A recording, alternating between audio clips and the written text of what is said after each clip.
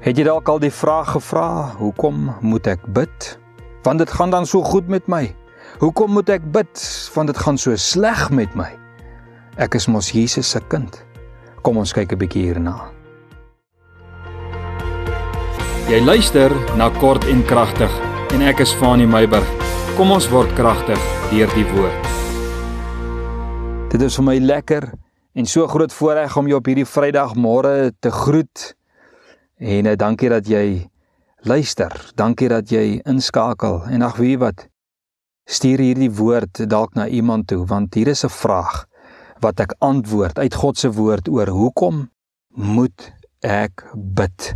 Want ek dink dit is 'n vraag wat baie vra, en ek glo ons moet 'n antwoord op hierdie vraag kry, sodat ons ook mense, manne en vroue, seuns en dogters van gebed sal wees. Nou ek wil gou met jou 3 gedagtes deel voor die naweek oor hoekom ek en jy moet bid. En dis nie 'n volgorde gedagte of 'n tipe van 'n enigste gedagtes nie, maar ek wil vir jou 'n basiese begrip skep rondom hoekom ek en jy moet bid. 3 gedagtes deel ek gou met jou, en soos wat ek die gedagtes deel, gaan ek vir die verse lees, want eintlik het die gedagte uit die verse uitgekom. So kom ons spring weg met die eerste een. Hoekom moet ek bid? Ek moet bid want my gebed is 'n vorm van aanbidding. Hoor wat sê Jesus in Matteus 6 vers 9 toe hy sy disippels geleer het oor hoe hulle moet bid. Hoor hoe skop Jesus die gebed af. Hy sê, Onse Vader wat in die hemel is. Geen behoefte word hier geopenbaar nie. Niks nie.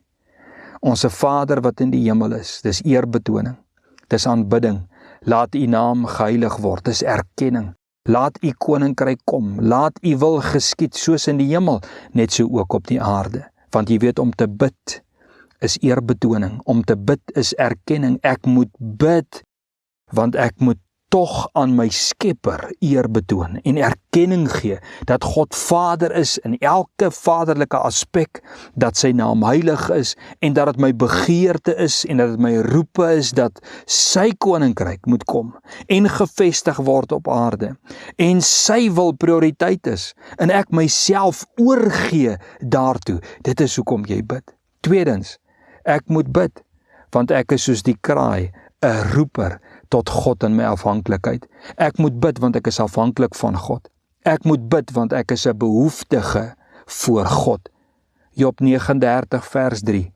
Hy sê hierdie ding, hy sê, wie berei vir die kraai sy spys? Wie gee vir die kraai sy kos as sy kleintjies roep tot God?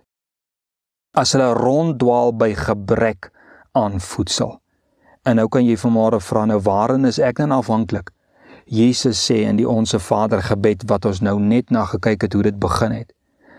Jesus sê ons is afhanklik van 3 dinge. Ons is afhanklik van God, want ons benodig brood. Gee ons vandag ons daaglikse brood.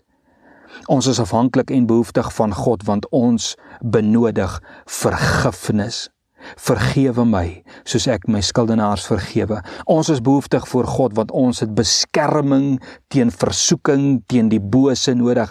Beskerm ons teen die bose.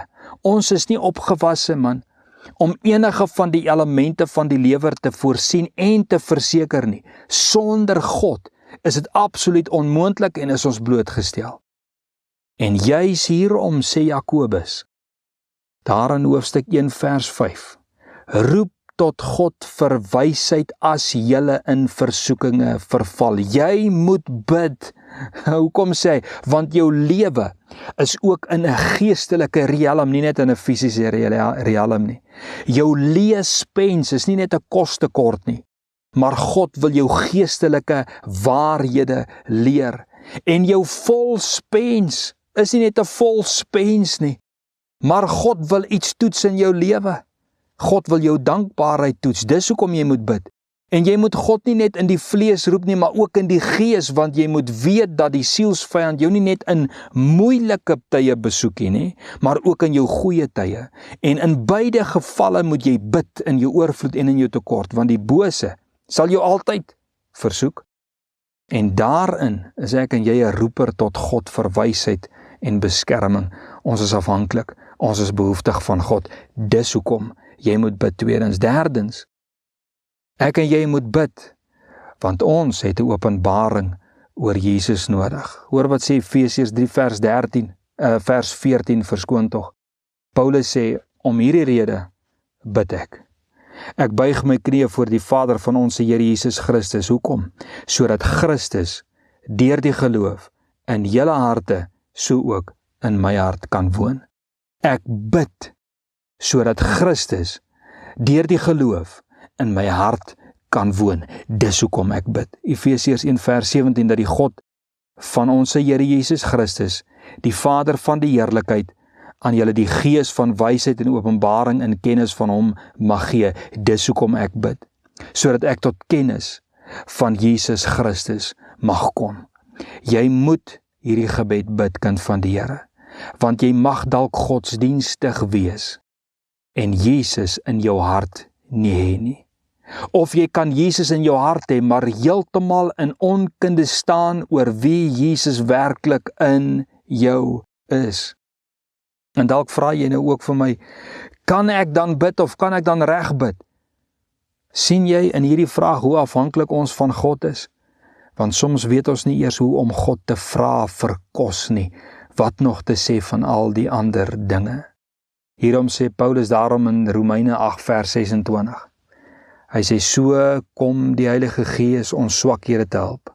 Want ons weet nie reg wat ons moet bid nie, dis ons swakheid. Ons weet nie wat om te bid nie. Maar die Gees self tree vir ons in met onuitspreeklike sigtinge.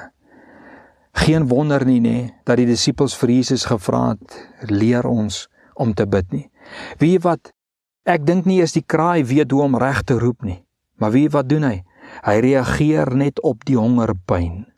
En sy God antwoord hom, want sy honger geroep is tot God gerig. Hy bid want hy is afhanklik van God. So bring Heilige Gees hierdie eenvoudige waarhede ook tot ons harte wanneer ek en jy moet bid. Rig jou fokus tot God en laat Heilige Gees jou hart en jou lippe lei in aanbidding, in behoefte en in openbaring, want dit is hoekom ons moet bid. Want ons moet aanbid. Ons bid want ons is behoeftig. Ons bid want ons het 'n openbaring van Jesus nodig.